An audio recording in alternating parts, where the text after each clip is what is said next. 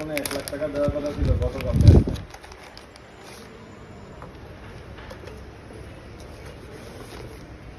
আমার দেওয়ার কথা কয়ে আমার থেকে অলরেডি 15 লাখ লয়ে গেছে।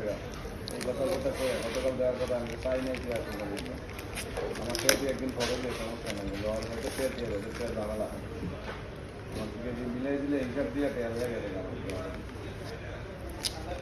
আর 12 টাকাটা ভালো ট্রান্সফার দিয়েছে